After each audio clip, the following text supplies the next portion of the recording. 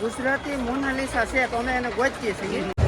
હાલો મિત્રો, નવા વિડીયોમાં ફરી એકવાર તમારું બધાનું હાર્દિક સ્વાગત છે. આજે આપણે એમ કહેવાય છે કે મહાશિવરાત્રિની તૈયારી થઈ ગઈ છે રવેટીની, અને એમ કહેવાય કે કુંભમાં જેટલું પણ ટ્રાફિક નથી એટલું ટ્રાફિક ભાઈ અત્યારે આવી ગયું છે.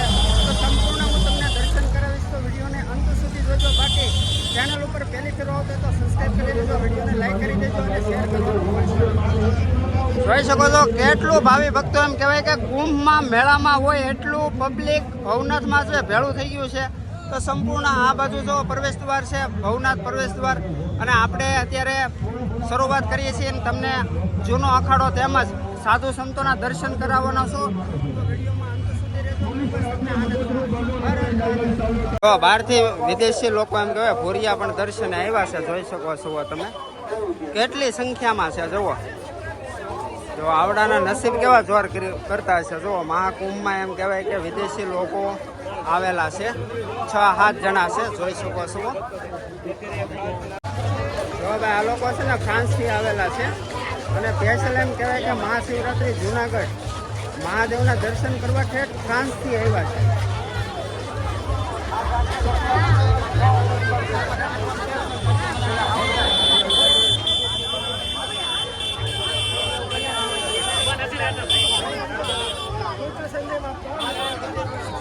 આ લોકો છે ને દર્શન કરવા જાય છે, ભૂરિયા લોકો છે એ દર્શન કરવા જાય છે. જો એક ગાઈડ છે આરે, જુઓ દર્શન કરી રહ્યા છે, ફોટાને પાડે છે.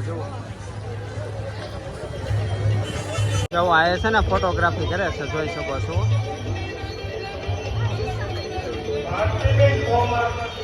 જો એક છે ને સાથે ગાઈડ પણ રાખેલો છે. ગાઈડ બધું દેખાડતો જાય છે કે ભાઈ આ સ્થળ છે, આ સ્થળ છે. જો આ ભાઈ છે ને કાળા ચશ્મા વાળા ગાઈડ છે અમારા 100%, એ બધું શીખવાડતા જાય છે અને આ લોકોને દર્શન કરાવતા જાય છે. જો કેટલા લોકો આવેલા છે, વિદેશથી ફ્રાન્સથી આવેલા છે બધા. હા મિત્રો, મહાદેવનું મંદિર છે ને અત્યારે ટ્રાફિક જુઓ કેટલી છે. પગ દેવાની ભાઈ જગ્યા નથી એટલું ટ્રાફિક છે. આજે છે શિવરાત્રિ અને આજે રવેટીની એમ કહેવાય કે તૈયારી થવાની છે, તૈયારી થઈ ચૂકી છે, જોઈ શકો છો.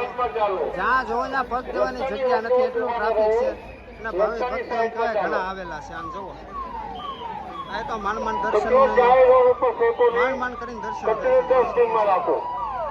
PCR ને લગાતાર એમ કહેવાય સિક્યુરિટી ભાઈ ટાઈટ છે, એટલે PCR જ આટા મારે છે, જોઈ શકો છો. હા મિત્રો છે ને બધા સાધુ સંતોને એમ કહેવાય ધૂણા છે, જોઈ શકો છો. સાધુ સંતો ઘણા છે અને ઘણા યાત્રિકો એમ કહેવાય છે કે દર્શન કરી રહ્યા છે, જોઈ શકો છો. વાહ ભાઈ વાહ, જો તો ભાઈ ભીડ આ છે, આપણે સહી જૂના અખાડા તરફ. ભાઈ ખરેખર સાધુ સંતોનું ઉતારવું ને એટલે બહુ રિસ્કી છે. માથું ખીજાઈ ગયા હોય તો નકામું થાય. મારે સાધુ સંતો બધા છે ને ગરમ મિજાજ ના હોય. તો મિત્રો આપણે દર્શન કરતા આગળ વધી ગયા છીએ. આજે છે શિવરાત્રિ, એમ કહેવાય કે ભરપૂર માત્રામાં રવેટીની તૈયારી થઈ ગઈ છે.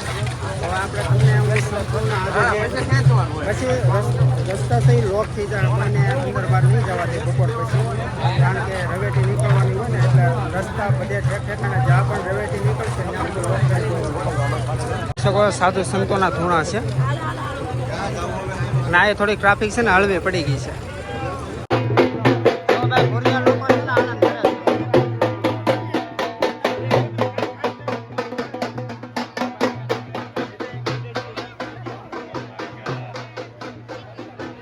ભોરિયા લોકોએ સાઈનલા કર્યા જો.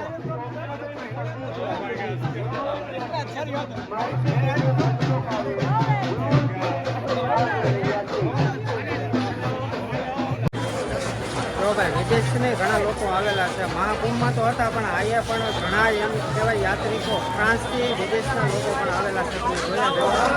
બાકી યાર સંપૂર્ણ તમને માહિતી આપે તો પ્લીઝ ચેનલને સબસ્ક્રાઈબ કરી લેજો. જોઈ શકો કેટલી બધી ટ્રાફિક છે.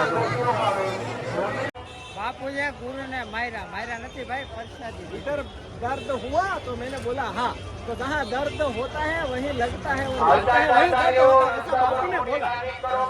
આ એ મિત્રો એમ કહેવાય છે કે ગુજરાતી મોનાલિસા છે તો અમે એને ગોતીએ છીએ જડી જાય એવી જ તમને દેખાડીએ same to same copy to copy તમે કહી નહીં શકો કે આ મોનાલિસા હા જો ગોતીએ છીએ જડી જાય તો તમને દેખાડવાની છે તમને સેલ્ફી ટેક ને ટાઈપોડ જેવી સેલ્ફી ટેક મળી જાય જો વરસાદી છે એવું બધી વસ્તુ તમને મળી જાય મિત્રો બપોર સુધી એમ કહેવાય કે અવર જવર થવા દે બપોર પછી આ બધા રસ્તા જ્યાંથી રવેડી નીકળવાની છે ને બધા રસ્તા બ્લોક કરી દેવામાં આવશે આ કાંઠે હોય આ કાંઠે ને ઓલા કાંઠે ઓલા કાંઠે એટલે બપોર પછી કોઈને હાલચાલ નહીં કરવા દે તો બપોર સુધીના દર્શન મહાશિવરાત્રિના અને કાલના વ્લોગમાં તમે મહાદેવના દર્શન ન કર્યા હોય તો કરી આવજો ચેનલ ઉપર વિડીયો અપલોડ થઈ ગયો છે મરઘી કુંડનો બેયનો તો એ થોડું ચેક કરી આવજો મિત્રો તમે જોવો છો લક્ષ્મણ બાપુનો ઉતારો છે ત્યારબાદ આ બાજુ તમને છે ને આ ડિસ્ટ્રિક્ટ બધા તમને ઉતારા છે ને એ જોવા મળી જાય કીર્તિદાન ગઢવીનો છે ત્યારબાદ રામદાસ ગોંડલિયાનો છે તો એવી રીતના આ બધા ઉતારા છે ને અહીંયા છે ને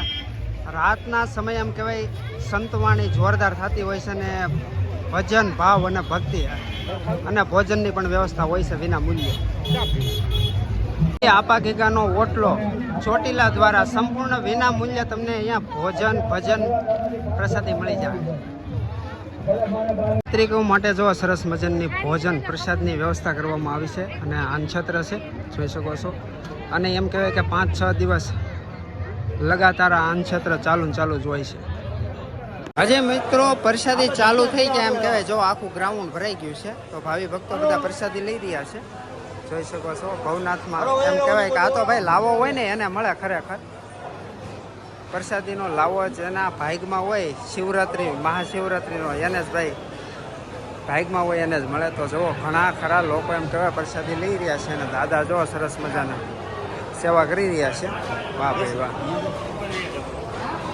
તો ભવનાથમાં એમ કહેવાય મહાશિવરાત્રિમાં ઠેક ઠેકાણે અન્નક્ષેત્ર પ્રસાદી તમને મળી જાય તો આશા કરીશ કે આજના વ્લોગમાં તમને દર્શન થયા હશે અને ઘણી માહિતી પણ મળી છે આગળના વિડીયો જોવા માટે ચેનલને સબસ્ક્રાઈબ કરી લેજો હાલો હર હર મહાદેવ જય હિન્દ